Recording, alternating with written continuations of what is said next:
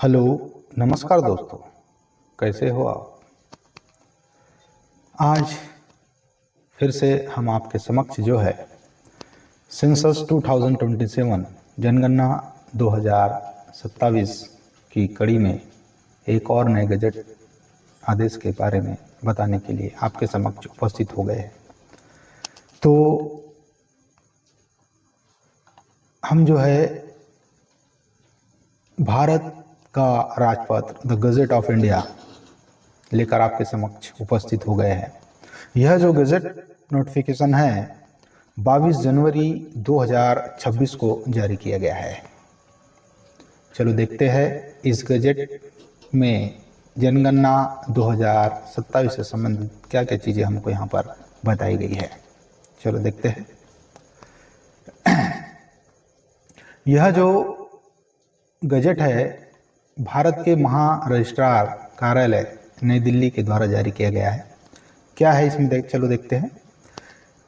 केंद्रीय सरकार जनगणना अधिनियम 1948 का 37 की धारा 8 की उपधारा 1 के द्वारा प्रदत्त शक्तियों का प्रयोग करते हुए और भारत के राजपत्र असाधारण भाग 2 खंड 3 उपखंड 2 तारीख 9 जनवरी 2020 में प्रकाशित भारत सरकार के गृह मंत्रालय भारत के महारजिस्ट्रार का कार्यालय की अधिसूचना संख्यांक का आदेश क्रमांक 120 तारीख 7 जनवरी 2020 के अधिक्रमण में उन बातों के सिवाय अधिक्रांत करते हुए जिन्हें ऐसे अधिक्रमण से पहले किया गया है या करने का लोप किया गया है, यह अनुदेश देती है कि वे सभी जनगणना अधिकारी जिसके लिए उन्हें नियुक्त किया गया है अपनी नियुक्ति से संबंधित स्थानीय क्षेत्रों की सीमाओं के भीतर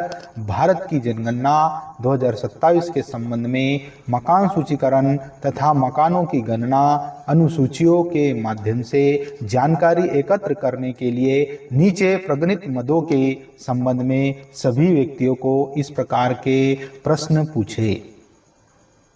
अर्थात जब भी जो है जनगणना से संबंधित जो प्रगणक है या पर्यवेक्षक हैं फील्ड पर जाएंगे, जो जनगणना हमारे भारत देश में चालू हो गई है, इसके बारे में जो प्रथम चरण जो है 1 अप्रैल से प्रारंभ होगा।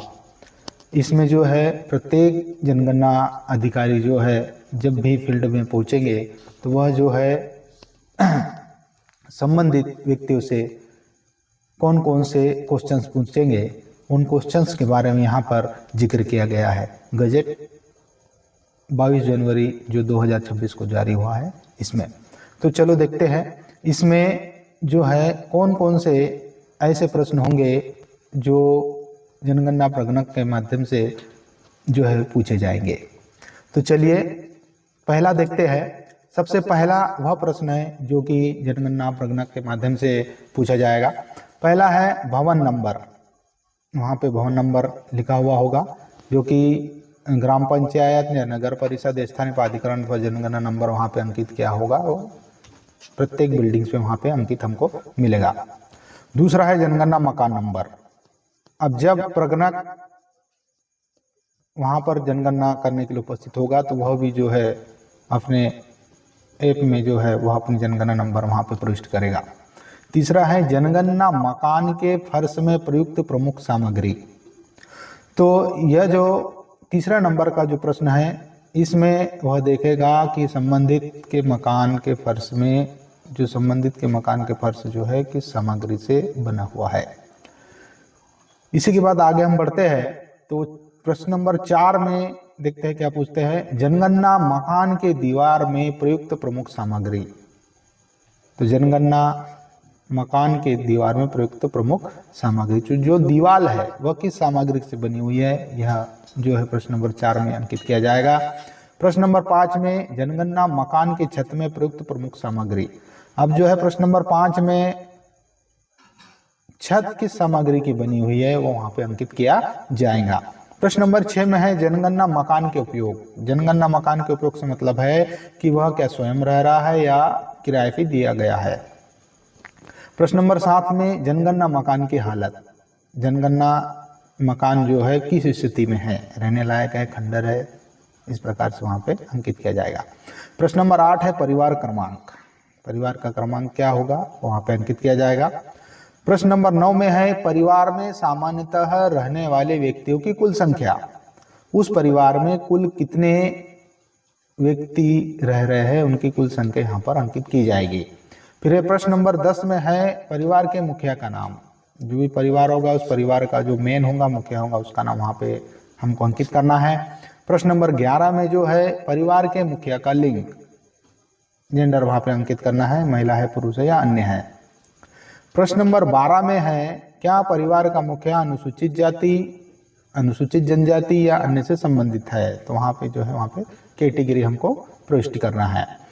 प्रश्न नंबर 13 में मकान के स्वामित्व की स्थिति है ना, मकान स्वयं का है या किराए का है, वहाँ पे हमको स्थिति अंकित करना है।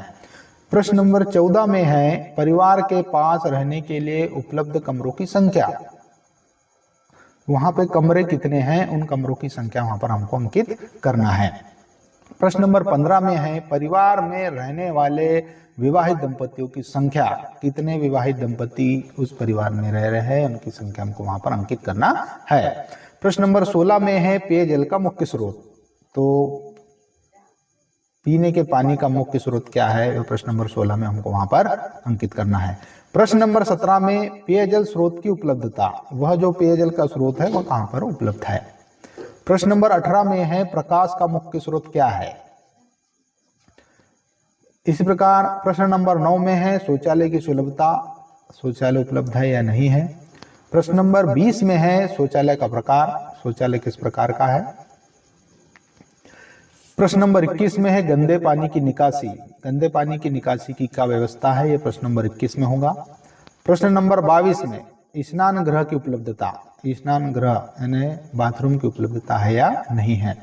प्रश्न नंबर 23 में है रसोई घर और एलपीजी पीएनजी कनेक्शन की उपलब्धता, रसोई घर और एलपीजी की उपलब्धता है या नहीं। प्रश्न नंबर 24 में खाना पकाने के लिए प्रयुक्त प्रमुख ईंधन क्या है। लकड़ी है, उपले है, कंडे है, गोबर गैस है, एलपीजी ईंधन है, ये वहाँ पे हमको अंकित करना है। प्रश्न नंबर 25 में है रेडियो या ट्रांजिस्टर है या नहीं है। प्रश्न नंबर 26 में टेलीविज़न है या नहीं है। प्रश्न नंबर 27 में इंटरनेट सुविधा है या नहीं है। प्रश्न नंबर 28 में लैपटॉप या कंप्यूटर उपलब्ध है या नहीं है। प्रश्न नंबर 29 में टेलीफोन, मोबाइल फ़ोन और स्मार्टफोन की उपलब्धता है या नहीं है। प्रश्न नंबर 30 में साइकिल, स्कूटर, मोटरसाइकिल या मोपेड उपलब्ध है या नहीं है। प्रश्न नंबर 31 में कार, जीप, वैन आदि 4 पहिया वाहन है या नहीं है। प्रश्न नंबर 32 में परिवार द्वारा उपभोग किया जाने वाले मुख्य अनाज, वह जो परिवार है कौन कौन से अनाजों का उपभोग करता है उसके बारे में भी यहाँ पे जानकारी अंकित करना है।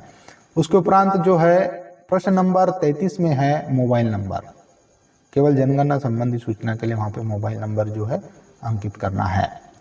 तो इस प्रकार से जो है यह जो गजट जो है 22 जनवरी 2026 को जारी किया गया है, इसमें कुल 33 प्रश्न वहाँ पर अंकित किए गए हैं। जो भी जनगणना अधिकारी होगा, जनगणना प्रगणक या सुपरवाइजर जो भी होगा, वहाँ पर जब फील्ड पर काम करने के लिए जाएंगे तो वहाँ पे जो है प्रत्येक परिवार से इन 33 प्रश्नों के आंसर्स हमको वहाँ पे लेना है और उनकी एंट्री HLF पर हमको करना है। इसका जो है इंग्लिश वर्जन भी यहाँ पर गजट नोटिफिकेशन दिखाया गया है, तो अंग्रेजी वाले गजट में भी जो है हम इसको समझ सकते हैं। तो इस प्रकार